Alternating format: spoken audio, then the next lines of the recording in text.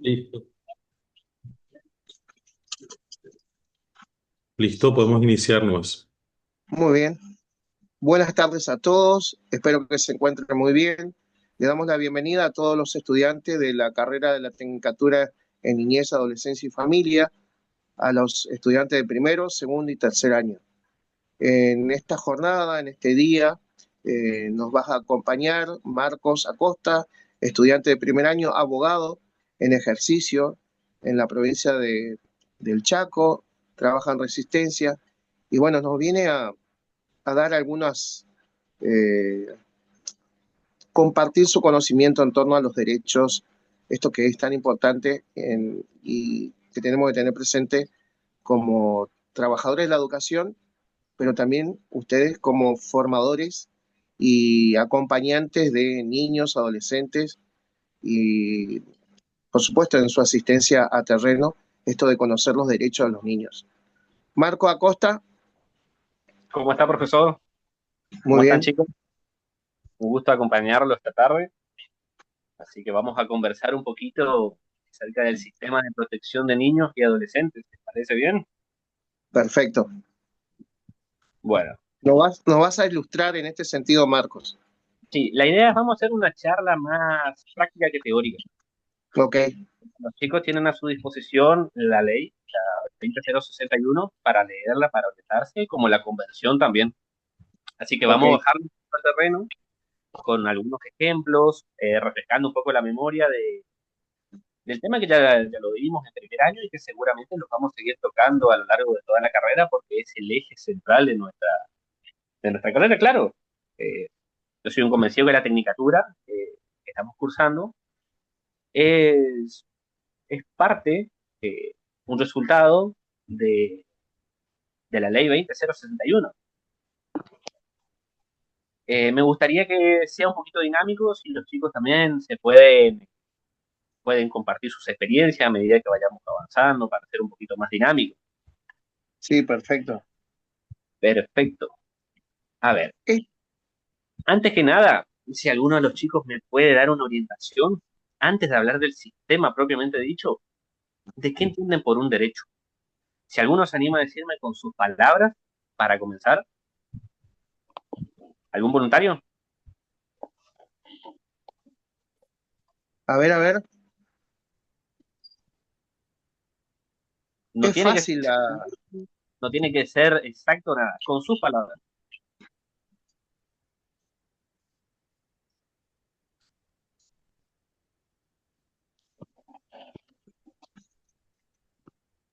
¿Ninguno? Si nos animan, señalamos nosotros, José María. yo creo que sí. No tengo la vista de los estudiantes, pero voy a ver cómo lo hacemos. Para dejarme ver. A ver, a ver.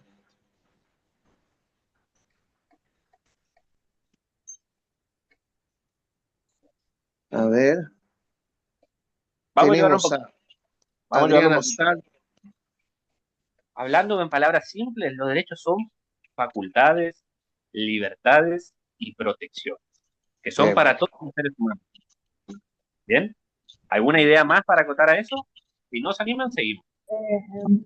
La ley 26061 es la ley que protege la integridad, eh, la participación y que el niño sea oído ante cualquier situación o problema. Bien, tenemos una aproximación de la ley con lo que dijo la compañera. Bien, ahora, ¿qué entendemos por proteger los derechos de los niños? A ver, ¿quién le añade algo más para tener un concepto un poco más completo?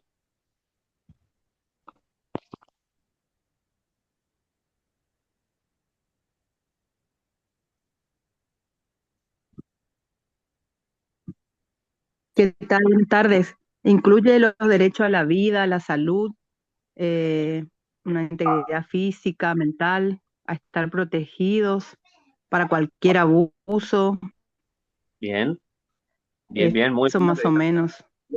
Excelente.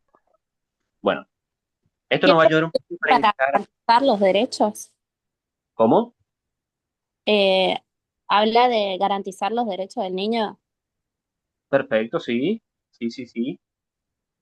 ¿Alguien más? que crezcan con bienestar, seguridad y dignidad. Muy bien, muy bien. Esos son todos sus principios que lo vamos a ir viendo más adelante. Muy bien. Bueno, acá ya tenemos una La- próxima. ¿Sí? ¿El compañero? eh, Creo que, o David, sea, en una protección que el Estado brinda a través de una ley a los niños, que claro, anteriormente no estaba vigente, que estaba la ley de patronato, digamos, que vendría a ser la ley donde que el niño era objeto de derechos y hoy son sujetos de derechos. Por Muy bien. ende, toda persona adulta debe garantizar esos derechos y protegerlos. O sea, toda persona adulta que ve o que observa, digamos, un maltrato hacia un niño, ya sea, puede ser docente, puede ser vecino, puede ser tío, puede ser la propia madre o el padre, todo lo que sea adulto, cercano o no al niño, tiene la obligación, digamos, de denunciar eso. Excelente, David. David acá nos da una aproximación también del principio de corresponsabilidad, que también sale de la ley. Y también David me da el puntapié para No hablar un podía poco. prender mi micrófono. Igual se te escuchó perfecto, No, se escuchó anteriormente. perfecto. ¿sí? No, pero se escucha re bien, David. Muy bien se No, escucha. no, no. Cuando empezó la pregunta, no podía prender Ah, mi micrófono. No, no, pero tu entiendo. aporte muy bueno. Muy bien. Como dijo David, anterior al año 89, bueno, en el año 89 tenemos la Convención de los Derechos del Niño. Anteriormente a eso teníamos la ley de patronato. Como dijo David, él dijo que era objeto de derecho. En realidad, el término correcto era objeto de tutela. Se lo consideraba al menor como, no sé si es la palabra correcta, pero básicamente como una cosa que debía ser protegida, básicamente. Si encontrábamos circunstancias en las que el niño estaba atravesando situaciones de pobreza, si tenía situaciones de trabajo infantil, si no tenía educación, el Estado sin ningún consentimiento del niño y ni pensar de tener en cuenta lo que quería el menor, lo sacaban de la familia y lo institucionalizaban directamente con eso. Claro. Más adelante tenemos en el año 89 la Convención de los Derechos del Niño, que más allá de un cambio normativo empieza a dar un cambio de paradigma, un cambio social y cultural. Año 89, tengan en cuenta esa fecha. 5 años más adelante, Argentina tiene una reforma constitucional donde se implementa el artículo 75, inciso 22. Ese numerito lo van a escuchar mucho de acá en adelante porque en ese articulado se implementó una serie de instrumentos internacionales que dentro de ello estaba la convención.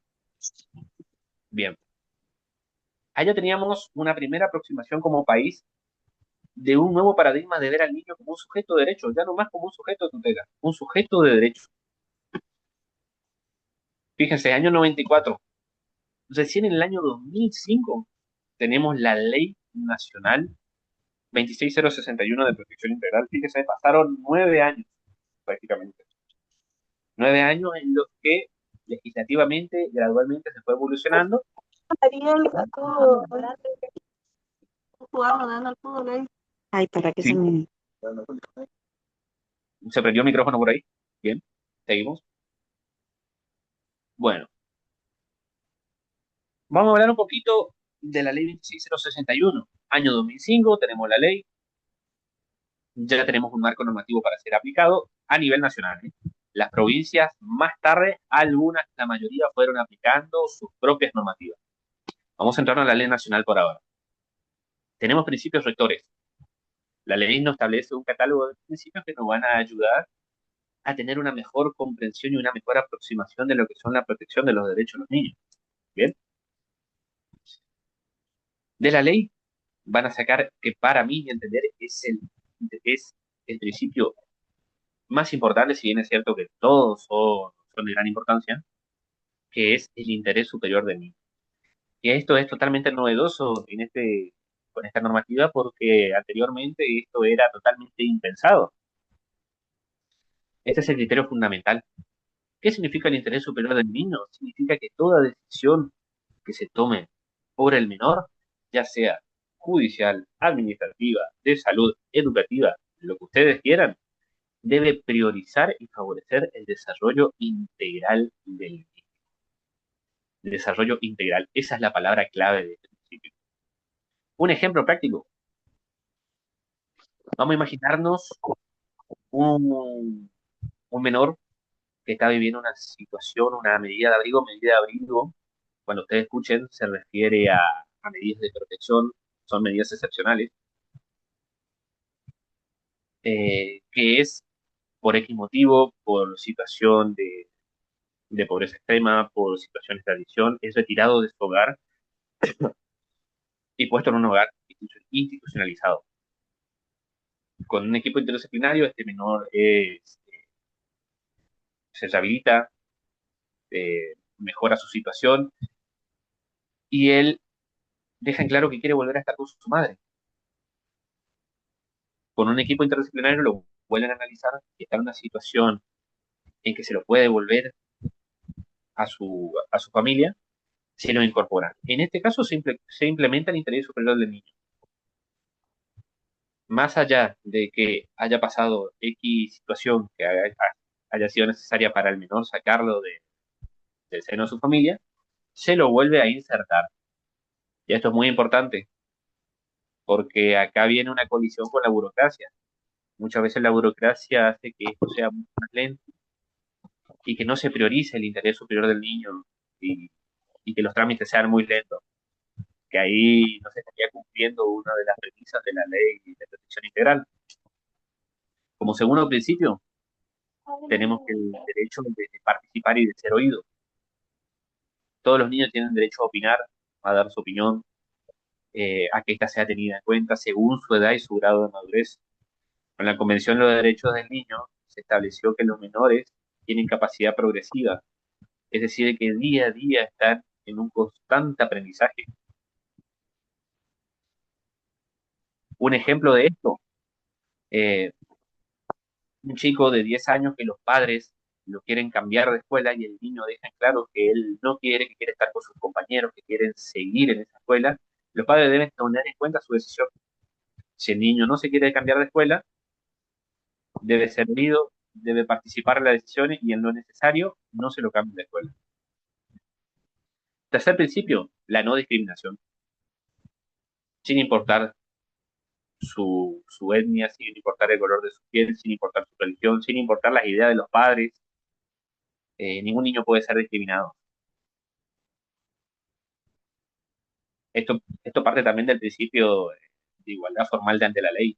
No solamente aplica a los niños, esto todos los ciudadanos somos iguales ante los ojos de la ley. El cuarto principio, derecho a la vida, a la supervivencia y al desarrollo. Esto también se relaciona directamente con la capacidad progresiva del niño. Todo niño eh, merece alcanzar su máximo potencial.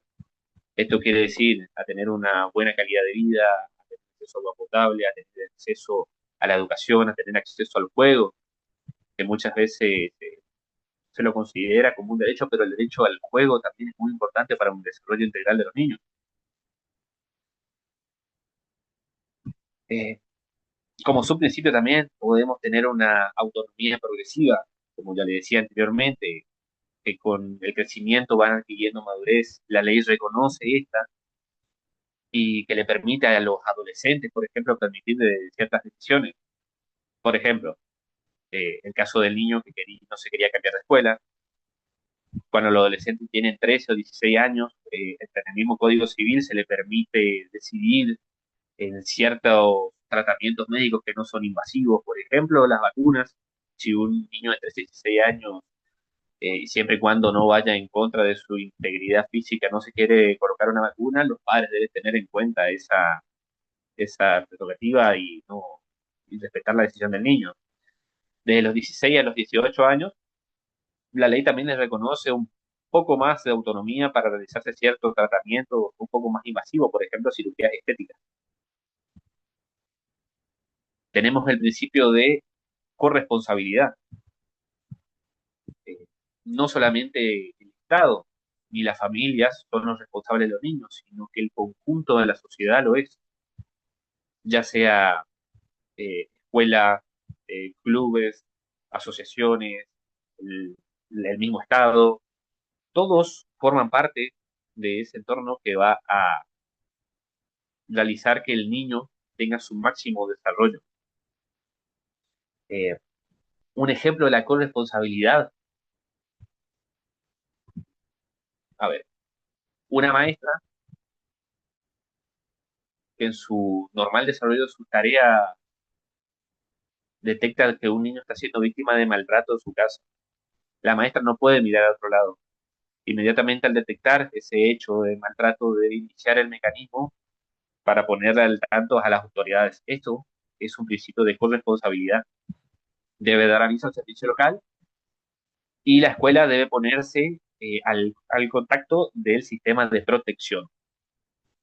Eh, parte de la interpretación de la ley que el sistema de proteger los derechos del niño no es un trabajo de oficina, es un trabajo de toda la sociedad en general. Cuando hablamos de protección integral, ¿a qué hacemos referencia? Se ocupa de garantizar los derechos, de que, de que haya educación, salud, el derecho a la identidad, a la recreación de los niños. Por parte del gobierno se crean políticas públicas, que eso ya lo dimos en primer año, más adelante lo van a tocar nuevamente. El gobierno establece programas, como por ejemplo las becas Progresar, la asignación universal por hijo, programas de vivienda, entre otros, más allá de por ahí solucionar problemas de habitabilidad, problemas económicos, en realidad también está muy relacionado con los preceptos de la Convención sobre los Derechos del Niño y del Sistema de Protección. Bien, dentro del sistema de protección integral tenemos el sistema de protección preventivo. Esto ya es en casos más profundos, cuando hay vulneraciones o amenazas a los derechos. En esta situación ya aparecen los servicios locales y zonales de protección al derecho de los niños, creados por provincias, creados por municipios.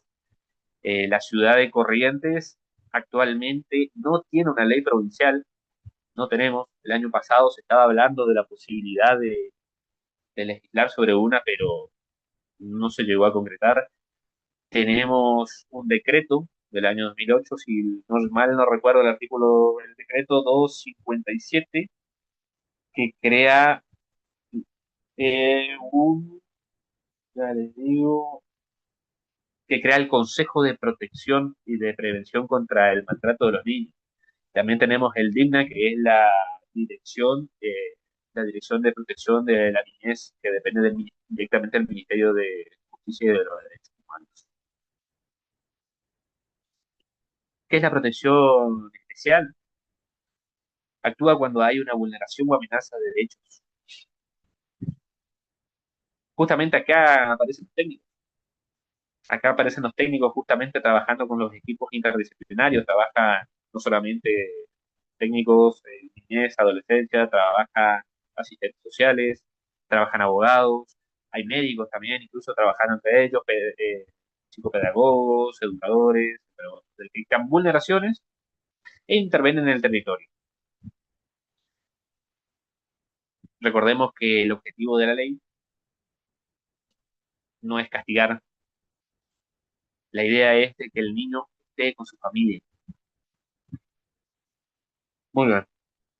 ¿Cuáles son los desafíos que tenemos hoy en día con la ley y las tensiones que se presentan con el sistema? Tenemos una buena ley. La ley nacional es muy buena. Es un fiel reflejo de la convención, básicamente. Pero tenemos el problema de las realidades que estamos viviendo. Eh, son desafíos que se nos plantea no solamente por cuestiones de que vivimos día a día. Perdón, una corrección. Sí, Creo decime. que Corrientes sí tiene una ley de protección, de principio de protección de derechos del niño y niña adolescente, la Tiene 5.773, que se adhiere, digamos, a la ley 26.061. Eso sí, lo sí, dimos nosotros, creo. sí, sí, está, fíjate. Buscala, vas a ver que está derogada esa. Quedó el decreto solamente. Se implementó solamente el sistema de protección. Sí, sí, yo sé que en paradigma sigue el material, pero si lo fijan bien, si se fijan bien, el material Es es del verdad, 2021. En el es un 2021, decreto, sí, sí, el decreto sigue en pie. es un decreto, sí. Ah, el decreto que le hizo Colombia, digamos. En el año 2008, en el año 2008 fue, que crean directamente el Consejo de Prevención contra el Maltrato Infantil. Que viene de la mano, digamos, que toma, digamos, una iniciativa de la ley 26.061. Entender ahí. La mayoría de las provincias usan como eje fundamental la 26061. Claro, Aquí, como nosotros usamos, digamos, la convención, que ¿cómo? estaría que nosotros nos adherimos, digamos, la Argentina se adhiere a través de la convención, crea la ley 26.061, digamos. eh, o sea, ese sería su lineamiento, digamos, por los tratados Claro, internacionales que tenemos firmados. en realidad es una presión internacional que sufrieron todos los estados. Más Claro, allá todos los del estados o sea, catálogo. que quisieron, digamos, que quisieron en ese momento firmar, firmaron. Hay estados que no firmaron. Claro, sí, sí, son estados, los que no firmaron son estados, bueno, sabemos qué clase de estados son. Pero la cuestión es que la mayoría de los estados que firmaron, inclusive Argentina entre ellos, lo incorporan en el artículo 75, inciso 22, ya lo dan rango constitucional, pero Claro. para que eso afiance necesitas una ley interna. Claro, que Si tú sería, le dices, ahí vendría a ser la 26.061 que se dicta en 2005. exacto.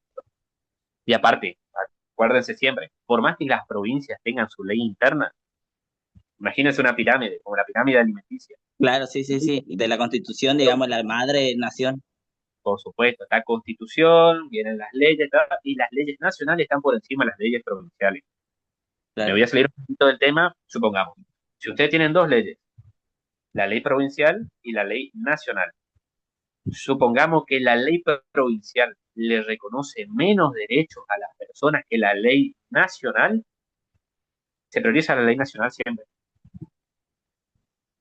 Ah, Hay algunos casos, no voy a entrar en el tema porque es de otra materia, que en algunos casos derechos provinciales le otorgan más beneficios a la persona, leyes provinciales, acuérdense de eso. Y ahí sí. se utiliza algo que se llama principio pro homini, eso de derechos humanos, algo un poco Eh, más. Ma- Profe, Marco, ¿sí, ¿te puedo dígame? preguntar algo? Sí, Esto decime. tiene que ver con el principio de gradación de las leyes. Perfecto, sí, profe. De gradación ¿Es de las leyes. así? Sí, sí, sí. Como le Entiendo. decía, si tenemos una ley provincial que le favorezca más a las personas, por el principio pro homine, la Corte determina que se va a aplicar eso. ¿Se entendió, David? Sí, sí, sí, se entendió, se entendió. Eh, sí, da igual, me iba a ir por la rama, pero igual entendí esa parte. Súper, súper, sí, sí. Y con la pregunta que me hiciste, sí, Corrientes tenía su normativa. Es más, se está elaborando una nueva, te digo, del año pasado está el proyecto, de adecuarla para hacerla una ley moderna, era la idea, pero quedó trunca. Bien. Pero solamente Corrientes no tiene una ley propia o varias No, no, provincias. no, muchas provincias no la tienen, ¿eh? Muchas provincias no la tienen. En su momento, la primera provincia en tener su ley provincial, si mal no recuerdo, era Neuquén o Chubut, era una de las provincias del sur, fue una de las primeras. Ah, bueno. Pero sí, son muchas provincias las que no la tienen, se adhieren directamente a la ley nacional. Utilizan Claro, esa para se tanto de agarra cosas. la ley nacional y nada más. No, no, Claro. no. Hasta ustedes mismos en el estudio, más adelante cuando la sigan estudiando, porque es una ley que, ya les digo, es el eje fundamental de la carrera. La van a tocar a la ley 1000 veces. Sí, Y sí, la tocamos. eh, más adelante incluso van a hacer estudios más profundos de ella. Van a, van a ir directamente a la convención, la van a desarticular y la van a ir estudiando parte por parte. Esta carrera le abre el catálogo para seguir estudiando. Es más, tengo entendido que hay compañeros nuestros de la misma carrera que son asistentes sociales o están estudiando para hacerlo, porque son carreras que están muy relacionadas el uno con el otro. Bueno, ¿alguna otra cosita, David? No, no, nada más. Después Súper, conseguimos. dale, dale. Bueno, vamos a hablar un poquito, estábamos hablando entonces de los desafíos actuales, creo que es. Así que vamos a ver algunos desafíos que tenemos ahora. Tenemos la cuestión de la desigualdad territorial.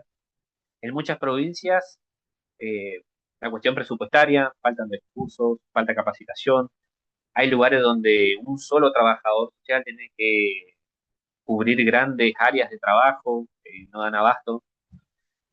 Otra cuestión que va contrario a todo lo que la ley prevé es la institucionalización prolongada que vemos.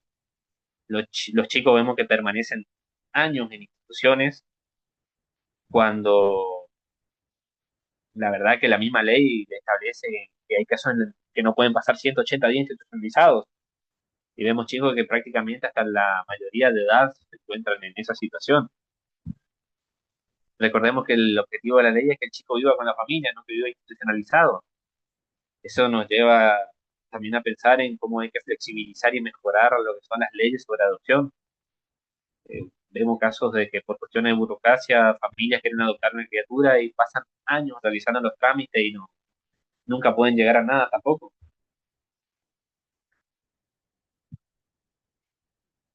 Bueno, también tenemos un problema con la falta de articulación entre las instituciones. Salud, justicia, educación, muchas veces trabajan como en ejes separados en vez de consolidar una sola fuerza para el bien común de los niños.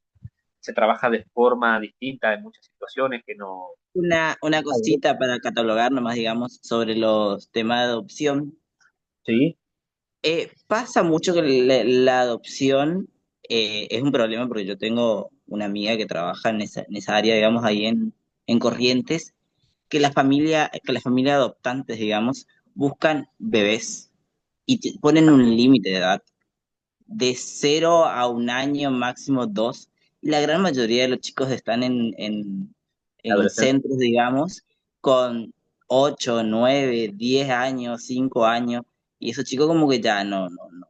Hay familias que no lo quieren, no lo quieren adoptar, digamos, no es que no lo quieren como persona, digamos.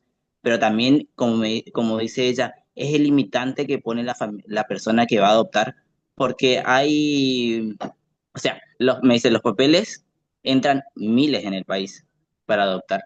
Y no se va, o sea, no todos los papeles llegan al juez, digamos, en el año que vos entregás. A veces pasa un tiempo y ya el chico que estaba para adoptar de que 6 meses ya tiene 1 año y medio y ya vos no lo querés adoptar, digamos. Tal cual, tal cual. Eso es una Eso, realidad. eso, me dice que eso es la gran problemática que hay en el sentido. No es que no es que tengan mucha burocracia para adoptar, sino que la propia familia que van a adoptar, eh, sus límites de edades son muy bajas. En realidad sí, te diría que es como decís vos, pero también el tema es que hay muchas familias que realmente quieren adoptar, que están en situaciones, conozco el caso de dos familias que querían adoptar un chico, si mal no recuerdo, era una niña de 12 años, y era bastante complicado al punto de que llegaron en el extremo que querían desistir ya porque era frustrante, cansador, eh, también para la misma criatura, porque tenían un periodo en que la nena tenía visita con ellos, la nena lo quería,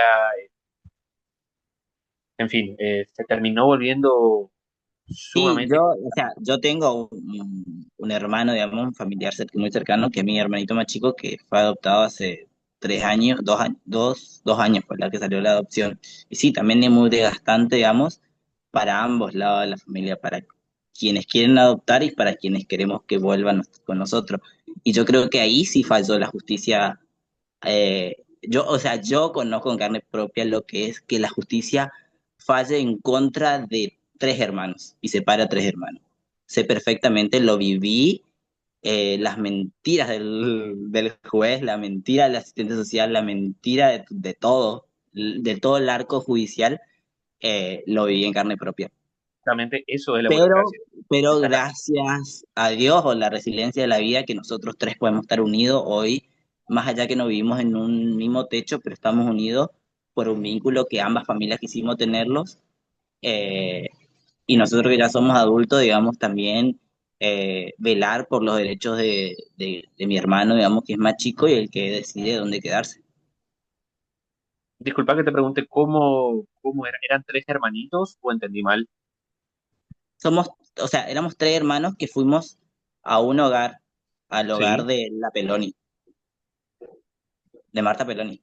sí, sí.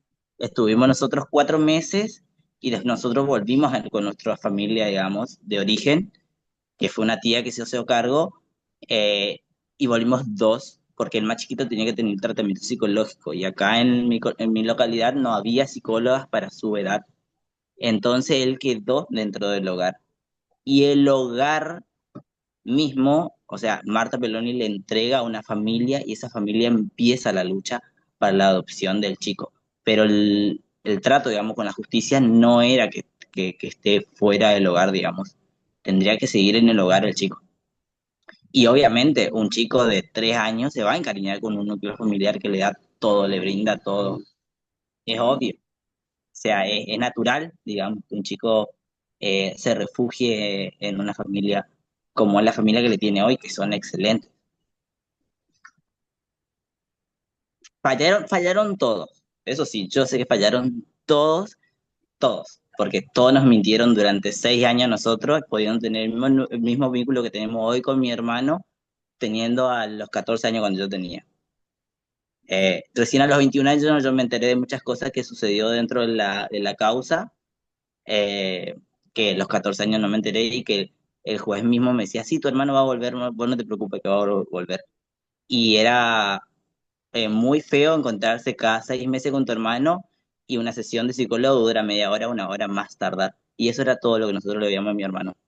6 años, hasta que yo, digamos, me caminé la vida para volver a tener un vínculo con mi hermano y yo era literal todos los viernes atrincherarme en el juzgado de Salada para que el juez me autorice verle a mi hermano en Goya. Mira, justamente lo que pasaste es lo que se llama violencia estructural del sistema. ¿Cuántos años tiene tu hermano ahora? Ahora mi hermano tiene 15. 15 ya. Y tienen o sea, están en contacto, tienen relación entre Yo ustedes. tengo contacto de que yo tengo 21, o sea, yo de que yo cumplí 21 años, o sea, hace 7 años, 8 años que yo tengo vínculo con él. Cuando él tenía 9 años, yo empecé el vínculo, digamos, de visitar a la familia, quedarme vacaciones, pasar cumpleaños, Navidad, todas esas cosas. Mucho tiempo, ¿no? Mucho tiempo. O sea, él tenía 3 años y nosotros nos vamos a volver cuando él tenía 9 años. Bueno, Son 6 años que pasó donde que fue todo malo, digamos. O sea, la justicia no actuó bien en ese sentido. exacto, exacto. Bueno, acá con el testimonio de David estamos teniendo una idea de eh, no solamente la parte de la violencia estructural, es la mala preparación, cómo trabajan de manera aislada el órgano judicial junto con los psicopedagogos. eh, Puedo hacer son una pregunta en este caso. Se me ocurre la duda que se me presenta es, dado que la norma habla sobre los derechos de los niños y de los adolescentes, este caso, la identidad del mismo, el no permitir que se pueda generar el vínculo, obtener el vínculo, ¿no se está vulnerando ahí frente a una mala praxis? No sé si está correcto lo que estoy diciendo, pero eh, ¿me podrías orientar en ese sentido? Bien. Lo que sí estuvo incorrecto es negarle a los chicos a tener contacto con su hermano. El juez lo que tendría que haber hecho desde el primer momento es permitirle, por más que sean chicos, que sigan teniendo contacto. Porque seguramente desconozco los criterios que haya tenido el juez, quizá haya tomado como interpretación el interés superior del niño, el bienestar económico, el bienestar en tener una vivienda en mejores condiciones, la posibilidad de la otra familia de poder darle una calidad de vida superior, básicamente. Pero lo que sí no estoy de acuerdo con el sentido de negarle que tenga contacto con los hermanos. En todo caso, lo que se puede realizar es que tengan visitas, que estén en contacto, que la familia adoptante realice encuentros, no es necesario que sea en su casa, sino Claro. recreativos, de juegos con los niños, pero habría que ver el juez qué criterio utilizó, por qué interpretó que ese era el interés superior del niño, básicamente. Claro. Que entiendan la existencia del otro, pienso. Que ¿Cómo? Disculpe. entiendan que la existencia del otro, Claro, la por supuesto. existencia del otro. Le están negando a los hermanos, básicamente, el vínculo familiar que tienen. Es básicamente el parte de la identidad del niño también. Cuando la ley de protección integral establece la unidad del núcleo familiar, la decisión del juez terminó perjudicando esa unidad y alejándolos. Ya le digo, desconozco el criterio que usó, pero Claro. seguramente se usó por criterios de calidad de vida, básicamente. Y frente a esto, Marcos, una pregunta. ¿Cuáles serían aquellos eh, órganos administrativos específicos para la protección de estos derechos?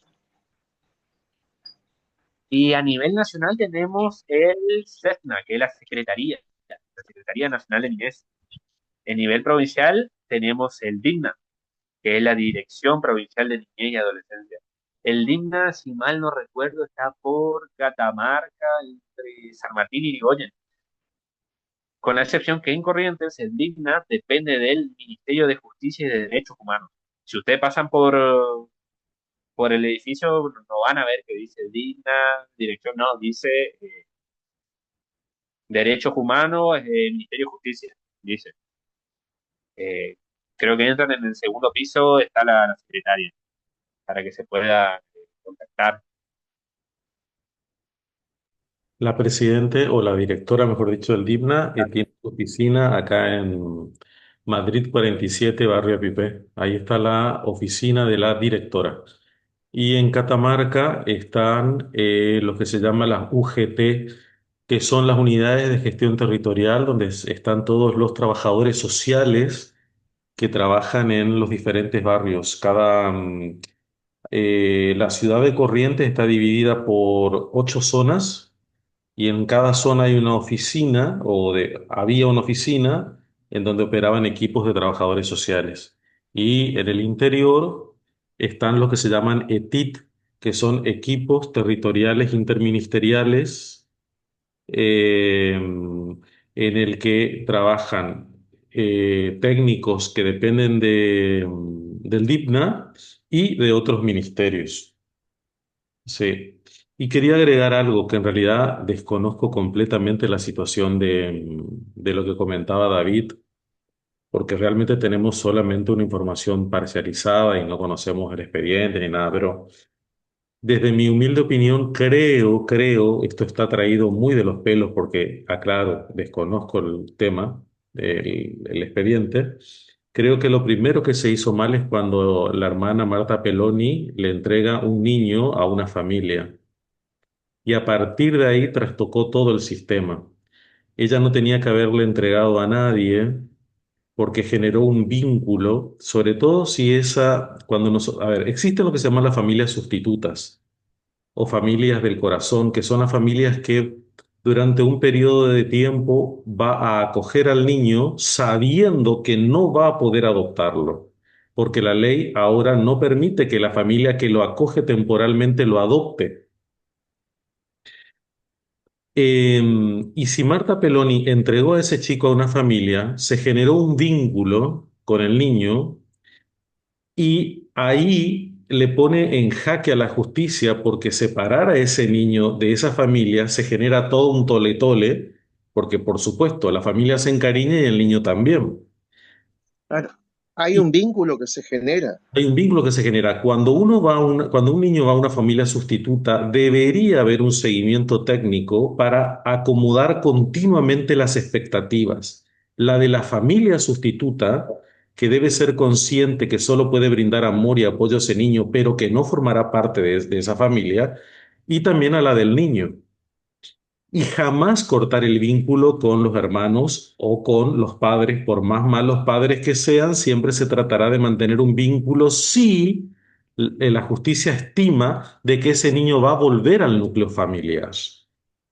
Entonces, ¿por qué no se puede entregar a un niño a cualquier familia, por más maravillosa que sea la familia?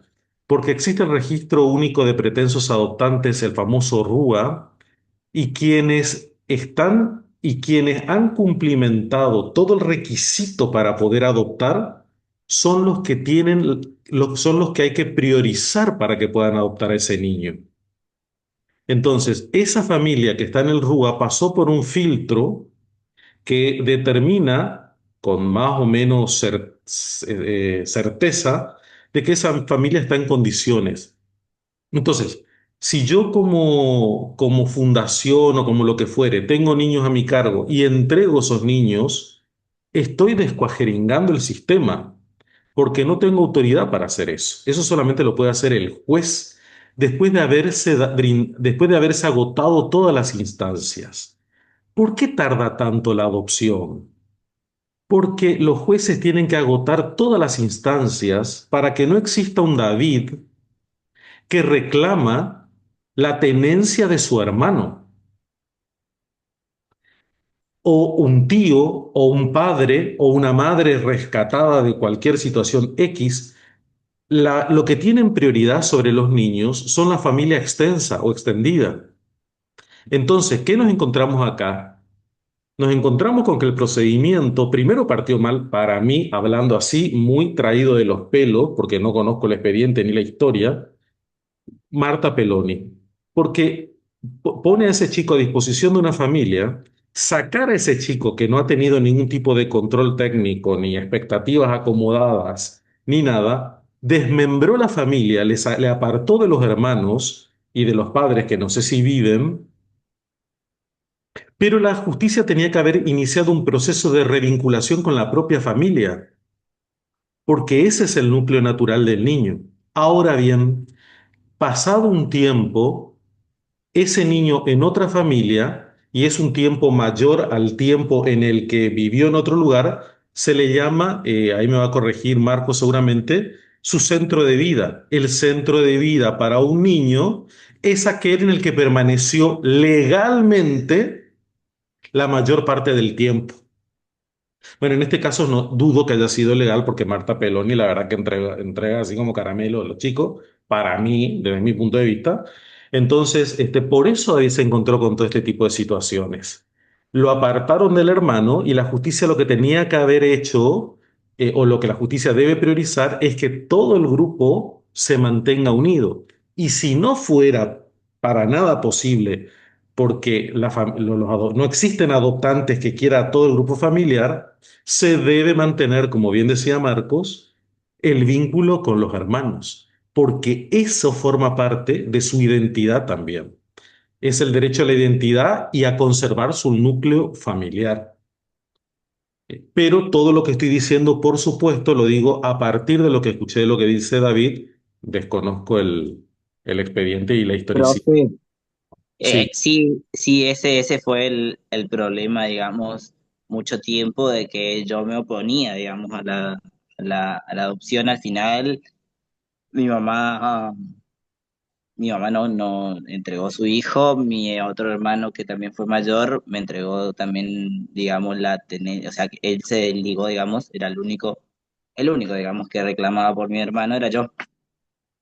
Y bueno, por un tema de seguridad de él, digamos, yo dejé que se siga, digamos, los plazos legales donde que el juez se despide de la causa acá de Salada y pasa a la causa Goya, y ahí fue más rápido, digamos, todos el tema, porque obviamente tenía vínculo la, la hermana, entonces fue todo muy rápido, o sea, pasó en el 2022 y el 2023 ya estaba la adopción. O sea, fue rapidísimo. Ese poder tiene la señora, por así decirlo. No tengo nada en contra de ella, o sea, las cosas personales no sé si lo pude arreglar, pero lo pude hablar con ella, digamos, muy fervorosamente, pero, o sea, sí, dolió eso, digamos, eso, o sea, eso es lo que quedó marcado, pero gracias a Dios mi hermano no, así que eso es lo importante. O sea, dentro de todo lo que cabe, o sea, dentro de todo lo que jugaron con nosotros, nos queda que el vínculo es lindo, digamos, con la familia, con mi hermano y todo eso. Y que ya falta 2 años, 3 para ser el mayor, así que ya. Que un apellido más, un apellido menos no cambian nuestro vínculo, así que. Pero sí, como dice usted, ella hizo todo mal, la justicia dijo siempre que ella hizo todo mal eso. Pero no van a ir contra una monja, nunca van a ir contra la monja. Y no tenía yo tampoco el poder para ir contra la monja, o sea, tiene mucho poderío. No solo por ser católica, también por ser escandalosa. Y son dos situaciones que en la mayoría de los ámbitos administrativos y judiciales pesan mucho, ¿viste? El poder y el escándalo. Son dos Sí, botones rojos en sí, sí, todo. sí. Porque en nuestra causa habló muchas veces en Mirta Legrand ella. O sea, se atrevió a nombrarnos Mirta Legrand nosotros, siéndose la rescatadora de chicos y nada que ver. Marcos, disculpa, no Siendo, tenés la palabra pero gracias por permitirme intervenir en esto. Gracias. bueno, lo que nos cuenta es justamente una de las falencias que tenemos en el sistema. Justamente son cuestiones que hacen que la ley, más allá de que, como ya le digo, es de avanzada y es una muy buena ley del sistema de protección que tenemos, eh, nos encontramos con estos escenarios que son escenarios reales. Así como David nos está contando hasta ahora, hay miles de casos similares a este. Y vemos que en realidad, día a día, la ley no se cumple. Ustedes mismos están haciendo sus prácticas en los CPD y en los CDI y ven cómo, más allá de todo lo que leemos en la ley, lo que damos en la carrera, todo no, hay muchas cosas que no se cumplen. Primero por la falta de educación que tenemos socialmente, y segundo por las realidades sociales que estamos viviendo. Ustedes van a ver cómo muchas veces la familia, que es el centro de educación primario que tenemos, cómo fallan. Ustedes habrán visto las actividades que realizan los CPD, cómo las familias están desaparecidas prácticamente o inexistentes. Esos son todos los desafíos que tenemos nosotros y ustedes también como futuros técnicos, de cómo vamos a ir mejorando esto. Es un cambio de paradigma que se realizó, pero la realidad es que falta mucho. Ustedes con esta ley se le abrió un abanico de poder tener un ámbito de aplicación y intervención también en la vida de los chicos, promoviendo, protegiendo, tratando de restituir algunos derechos, siendo hasta cierta parte educadores, porque muchos de ustedes incluso van a terminar impartiendo talleres educativos. Pero el problema social que estamos viviendo es muy profundo, que lamentablemente por más normativas que salgan, el problema sigue siendo social. Podemos mañana sacar un abanico de 100 leyes, pero si como sociedad no nos cambiamos nuestra visión y Claro, no para los niños. tiene que ver con el desconocimiento, también con la formación. Vos dijiste algo muy importante, Marco, que es este tema del conocer. Desde lo social hay un desmoronamiento de eh, lo cultural, lo educativo. Indudablemente eso cierne sobre la cabeza de nuestra población y hace que se dificulten muchas las situaciones, en este caso puntual de los derechos. de los derechos del niño, de los derechos de los adolescentes, de la familia.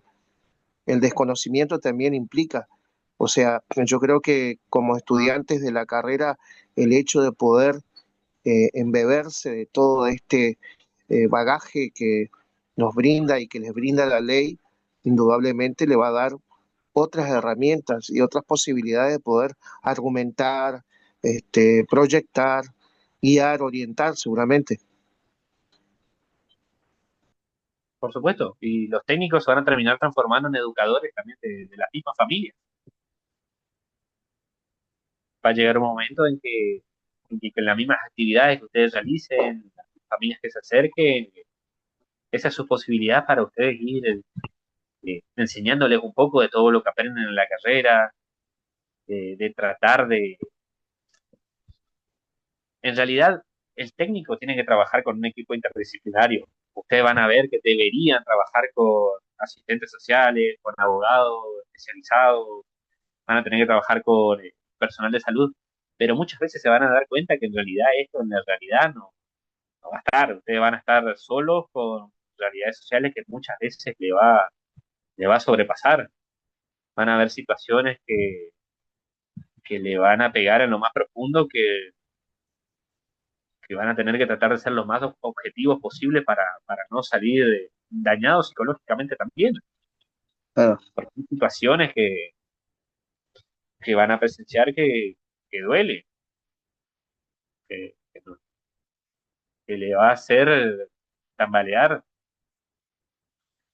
Pero bueno, justamente para eso está su formación, para, para también tratar de ir enseñando, de tratar de que las personas conozcan los derechos de los niños, para tratar de restaurarlos, para tratar de mejorar la situación.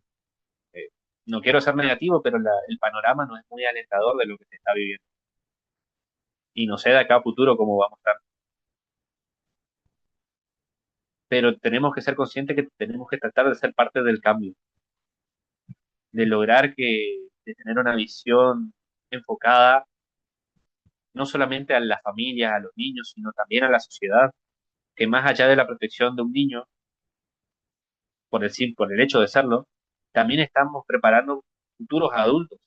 Y qué mejor lo que nos puede pasar que a futuro tener mejores personas, que para que comience un ciclo, que el crecer esos adultos con una buena formación, con buenos valores, el día de mañana sean padres y puedan enseñar bien a sus hijos, y así mejorar, porque más allá de la crisis que ahora estamos muy enfocados en lo económico, lo político, la verdadera crisis es social. Y nosotros somos parte de ese posible cambio dando nuestro granito de arena. A lo mejor ustedes dicen, lo que hago no es nada, no sirve, pero a ese niño que ustedes lo pueden acompañar, lo pueden escuchar, le pueden asentarse al lado un ratito con ellos a que termine su tarea, para ellos es mucho. Y eso les queda marcado.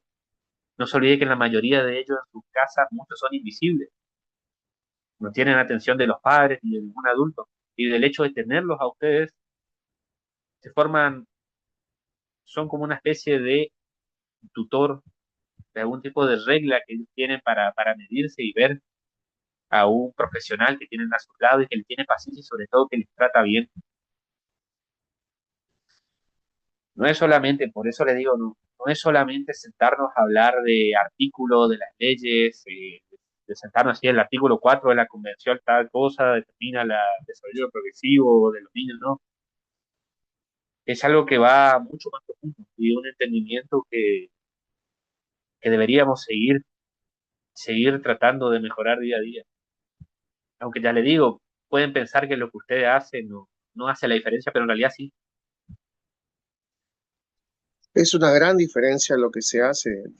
Cada granito cada acción hace que realmente ese sujeto, esa persona, se sienta valorada, escuchada.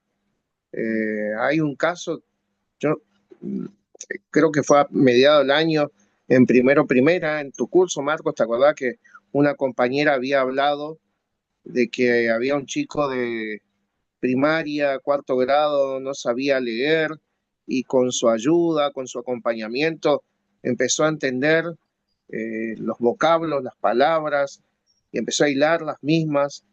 Y yo no recuerdo si está en este momento en el conversatorio, pero había una compañera que había mencionado ese tipo de cosas. Todo suma. Por supuesto. Es un bálsamo seguramente cada accionar. Y es del corazón, la empatía seguramente tiene que estar presente siempre. Inclusive se van a dar cuenta que los técnicos también van a ayudar a identificar algunos déficits educacionales que tienen los chicos, algunos problemas que que no están bien diagnosticados. Hay chicos que tienen dislexia y que los padres nunca los hicieron ver. Y ustedes, siendo un acompañamiento en la educación, pueden ayudar a identificarlo, llamar a las familias y explicarles la situación para que el chico pueda tener la mejor educación especializada, para que pueda tener un desarrollo óptimo.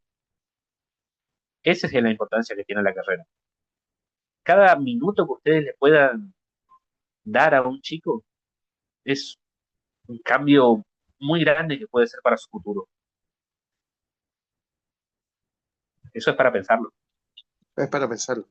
Eh, Qué lindas las palabras, qué lindo mensaje que acabas de darnos, Marcos. Manuel, ¿querés hacer algún tipo de mención, No, de no, no. reflexión en torno? No, solamente era si algún compañero tiene alguna pregunta para Marcos y después ir cerrando porque estamos llegando a A la la... hora. Sí, señor.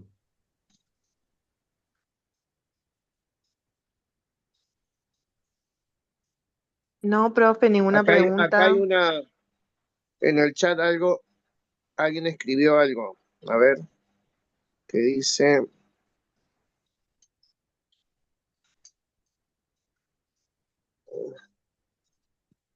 Nicolás Suárez, es indispensable no solamente ir y dar clases, sino también prestar atención al contexto. Sí, es así, es verdad. Sí, el reconocer el contexto, la situación de los mismos, la realidad, hace que nosotros podamos tener una mirada sobre eso, y poder accionar sobre los mismos. Sí. Y fortalecer Bueno, una de están las dando los herramientas presentes. más fuertes que tiene un técnico, que es la escucha activa. Escuchar y observar. Escuchar y observar. Hola Marcos, Buenas, sí. Hola, quería María. hacerle una, hola, quería hacerle una pregunta con respecto a los niños en situación de calle que están en prostitución, Te escucho muy bajito, María. que quería saber la situación de los chicos que están en situación de calle, que algunos están que se prostituyen y eso, ¿Qué sé qué? que se prostituyen.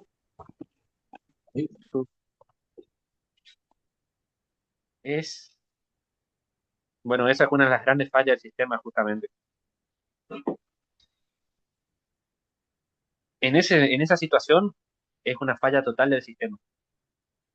No hay medios de contención, no hay presupuesto tampoco determinado para esas áreas. Muchas veces se prefiere mirar para otro lado. La mayoría de estos chicos vienen de familias que vienen de un contexto complicado, de adicciones, de delincuencia, y que el Estado está prácticamente ausente.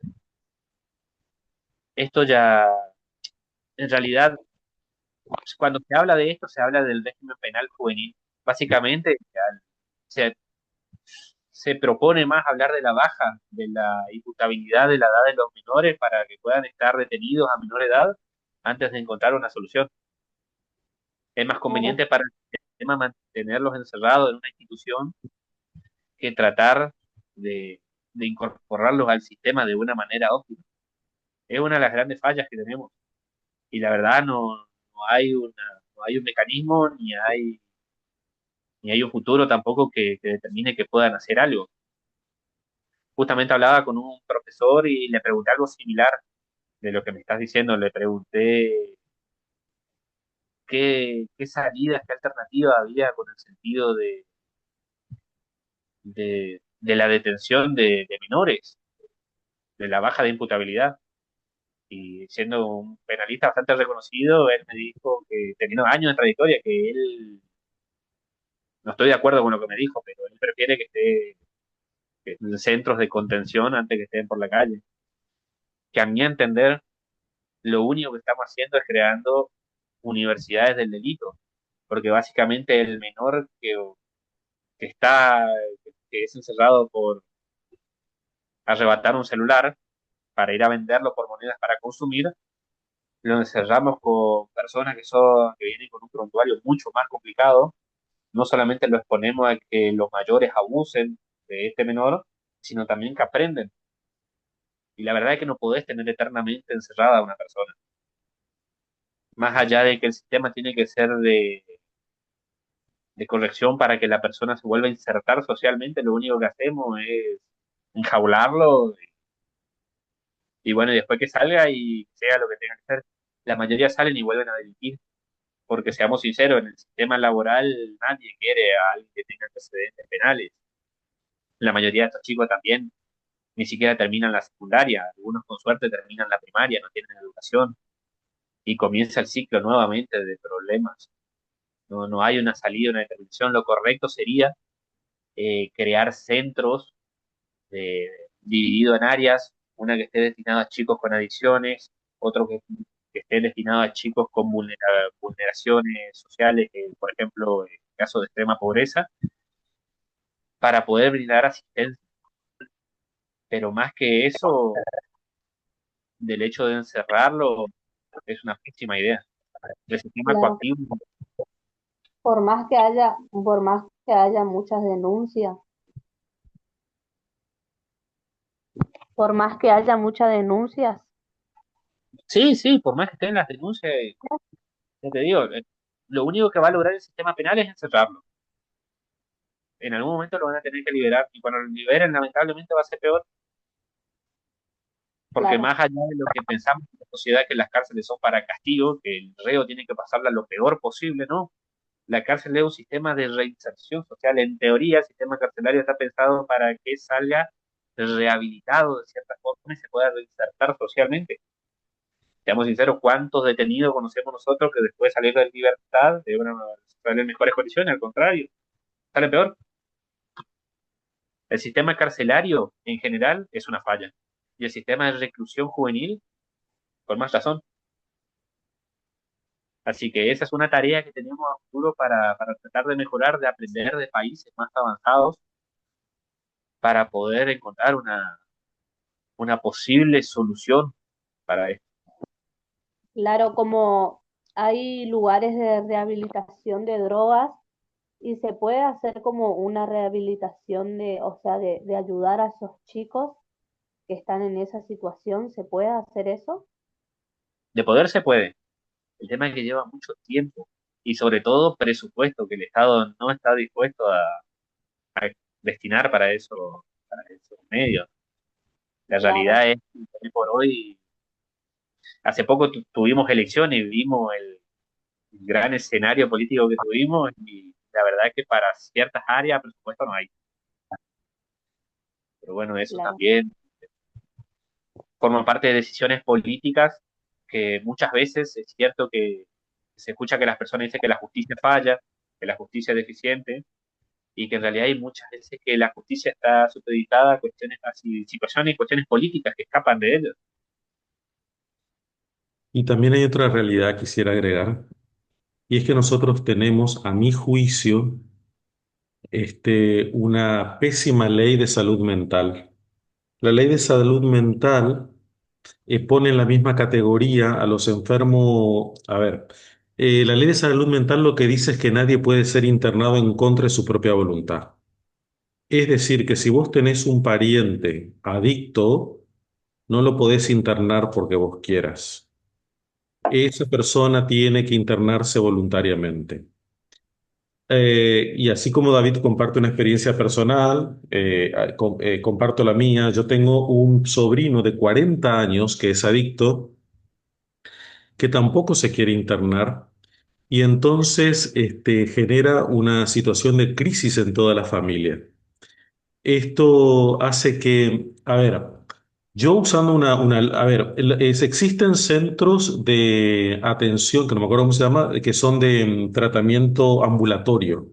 Es decir, centros donde van las personas que tienen problemas de consumo y tienen algún tipo de actividades, atención psicológica y demás. Sin embargo, después vuelven a su grupo familiar, a su núcleo, a la vida cotidiana y siguen consumiendo, digamos. O sea, yo no veo que esto sea lo suficientemente efectivo. No existen suficientes comunidades terapéuticas que son donde el adicto pueda ser internado para recibir un tratamiento psiquiátrico, psicológico, medicamentoso y social que le permita atender todas las variables que involucran una adicción.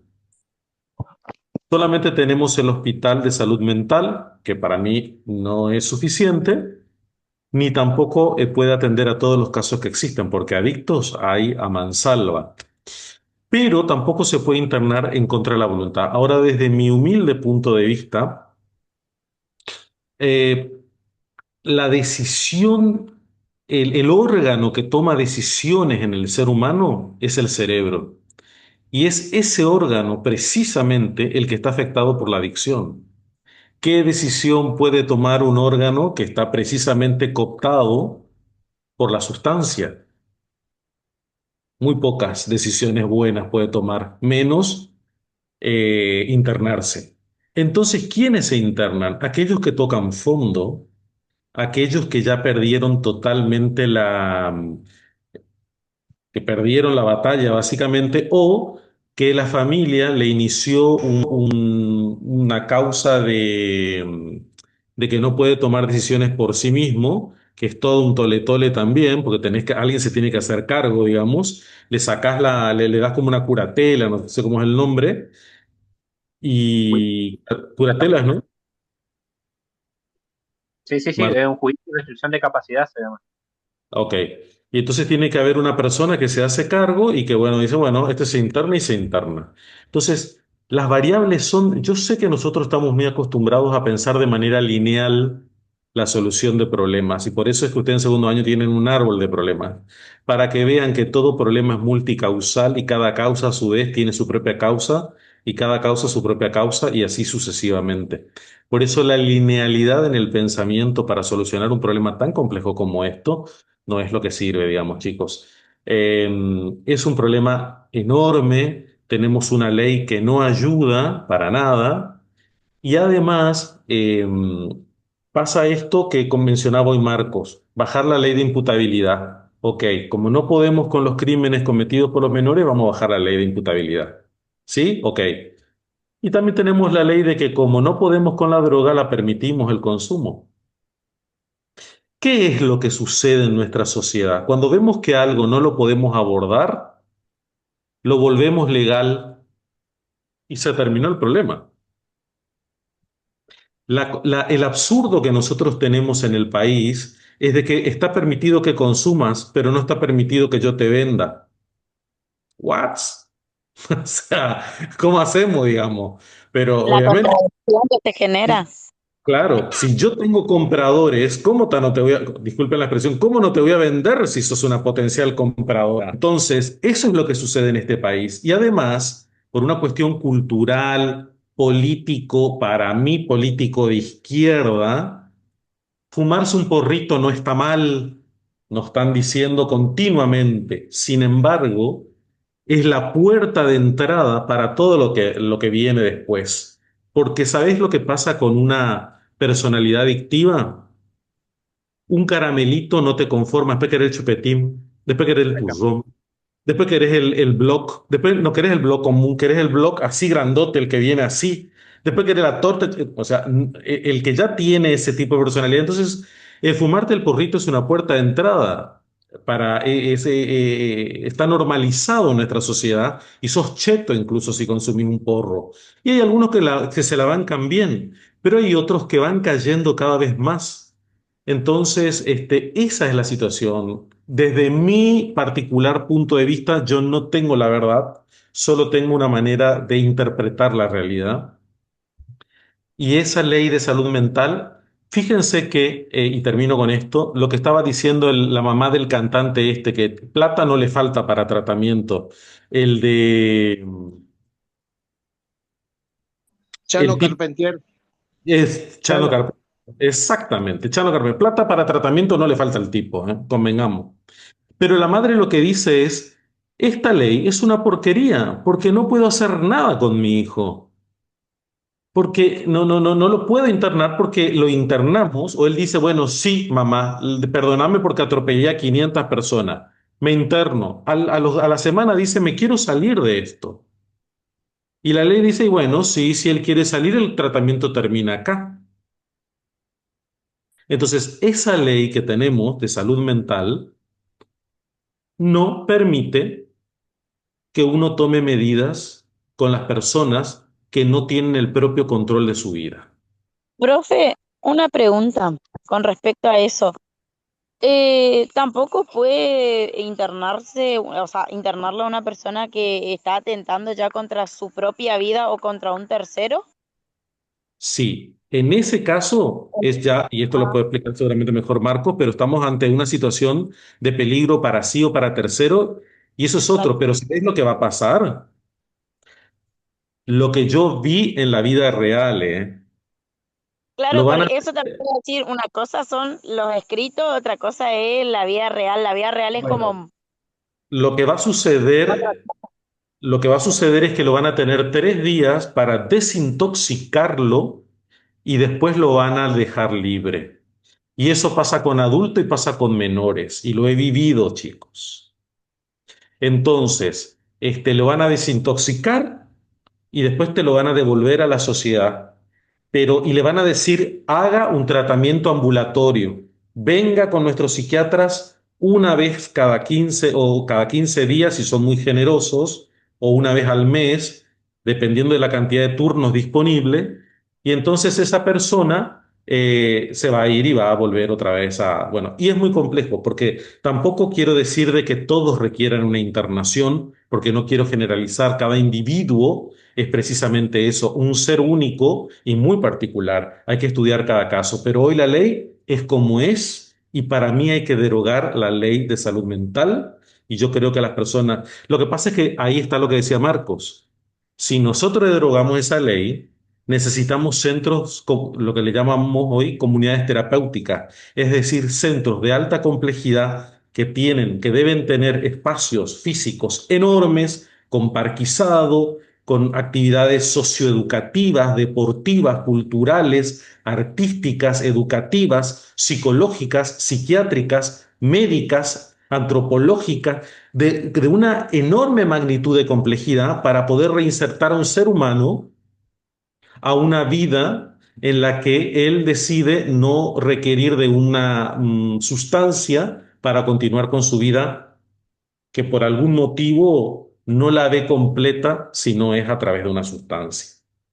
Eso puede suceder también porque nuestro país respeta también mucho los derechos humanos y por eso es que eh, le dan lugar a que un drogadicto él decida si se quiere internar o no. Y Yo bueno, creo que puede ser un argumento que se esgrime. Eso ya tiene que ver con lo ideológico, por eso digo que eso tiene que ver con pensamiento de izquierda. Yo que soy más de centro derecha, lo asumo, creo que cuando una persona me jode la vida ahí lo tienen que restringir. Porque si vos tenés el drogadicto que por más derecho que él tenga, le roba las cosas a tu abuela, que vas a pensar muy poco en los derechos de él como ser humano, porque ya te empieza a joder al tuyo, ¿viste? Pero ese es mi pensamiento, quiero que lo sepan, sí, sí, pero yo es más por desde la eso. perspectiva de alguien que vive con la situación de un adicto. digamos, que te roba, que te jode, Entonces, cuando vos ves esa situación en la que a tu mamá le afanaron todo lo que tiene para poder comprar la droga, y yo no sé si ya los derechos de él no fenecieron a esta altura de la vida, porque humanamente también ya le está complicando a la vida a otro, con todo su derecho humano. Quería decir que para mí las fallas del sistema a veces también vienen por respetar tanto los derechos humanos de la otra persona. Y ya pasa un límite porque creo que se aprovechan un poco de eso. Claro, pero lo que pasa es que también yo supongo esto, Nicole. Eh, el primer derecho, el derecho fundamental del ser humano es el derecho a la vida. Y para mí la droga atenta contra la vida de esa persona. Entonces, nosotros tenemos que intervenir como sociedad para poder proteger la vida de esa persona y tratar de que tenga una muy buena vida. A eso voy. Entonces, ese adicto ha perdido, es el para mí, ¿no? Repito siempre que esto es una idea mía, ha perdido el valor de su propia vida. Claro, No considera un valor fundamental su propia vida. Y ahí tenemos que como sociedad entrar nosotros al rescate claro, el valor de su propia vida y el valor de no entender el valor de la otra vida. de la otra vida. Que es cuando te matan por sacarte algo a vos, que ya es otro delito, digamos ahí. Es complejo, por eso, gente, y estos conversatorios, y agradecemos muchísimo, Marcos, que nos haya llevado a este lugar de reflexión. Estos conversatorios son precisamente para que nos planteemos esto, gente.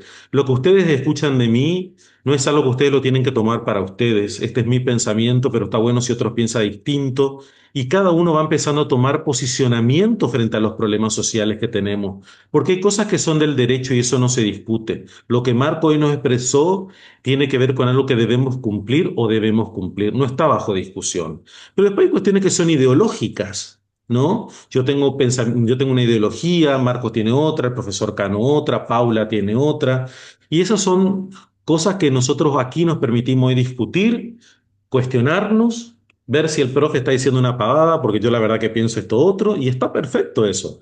Y en las ciencias sociales tenemos que saber que las ciencias sociales como esta está atravesada por ideologías. Por eso es que nuestras disciplinas siempre son un tole-tole, porque están atravesadas por ideologías, por diversos pensamientos. Y bueno, y en este caso, por eso siempre repito, esto es mi manera de pensar, porque no quiero hacer cátedra con lo que yo pienso. Solamente me permito expresar mi pensamiento y hay otros que tendrán un pensamiento distinto al mío y eso es respetable y en ciencias sociales lo aceptamos. Profe, hola, buenas noches. Hola, Evelyn. Hola. Buenas noches. Quería comentar desde la parte positiva, por ejemplo, de lo que estamos hablando, desde que, bueno, de trabajo social, por ejemplo, de que tuve compañeras de que estuvieron en el tema en salud mental en el San Francisco sería, en el centro de día, que es lo que usted estaba nombrando anteriormente, donde va la gente de forma ambulatoria. Eh, y como que no, o sea, quiero decir también que no está todo perdido porque en su momento también se hizo un proyecto súper lindo en la cual, así como estábamos hablando anteriormente del tema de la gente, por ejemplo, que está presa y después sale y no consigue trabajo, pasaba lo mismo con la gente que tenía problemas de salud mental. Entonces se le hacía imposible a veces conseguir algún tipo de trabajo y se armó un proyecto en el cual, bueno, fueron articulados tanto el tema del Hospital de Salud Mental con la Subsecretaría de Empleo para hacer como, hicieron como una cafetería en la cual la gente o sea, que tenía problemas mentales, pero que obviamente estaba bajo tratamiento y está como ambulatoriamente yendo, como que está bien, está trabajando ahí. O sea, como que también quiero decir esta parte como de positivo del proyecto, más allá de que obviamente fue de una cosa de años, no fue algo de un día para otro, como que también se puede hacer las cosas, va a llevar su tiempo, pero que la gente también se ve que quiere trabajar y que está mejorando mentalmente, obviamente, y así también hay una inserción laboral, o sea, están insertos en un sistema. Entonces eso quería solamente decir de que hay cosas positivas también dentro de lo negativo, tipo que no es todo negativo nomás. Tal cual. Gracias, Gracias. Evelyn. Bueno, no sé si te parece, Manuel, vamos a ir cerrando, despidiéndonos, agradeciendo a Marco su presentación, esta charla, esta exposición, y esto de permitirnos, como decía Manuel anteriormente, de compartir nuestros pensamientos y reflexionar sobre diferentes temáticas. Yo personalmente te agradezco, Marcos, por tu contribución. La verdad que es de gran valor para todos. Así que felicitaciones. Muchas gracias, Yo profe. Le quiero agradezco agradecer. por permitirme el espacio, al profe Manuel por acompañarnos y darnos su aporte también que nos favoreció mucho. Gracias a los compañeros también por estar y por participar. Muchas Vale, gracias. Gracias a todos, muchas gracias. chicos. Nos vemos el próximo viernes, si Dios quiere, y vamos a tratar de tener un invitado vamos a tratar que esté en el mismo nivel de Marco Acosta, nuestro querido compañero también. ¿Eh? Un abrazo a Exactamente. todos. Nos vemos la próxima. Un abrazo Chau, a chau. todos. Saludos. Hasta luego, nos vemos Nos mañana. vemos en el fin. Nos vemos en presencial.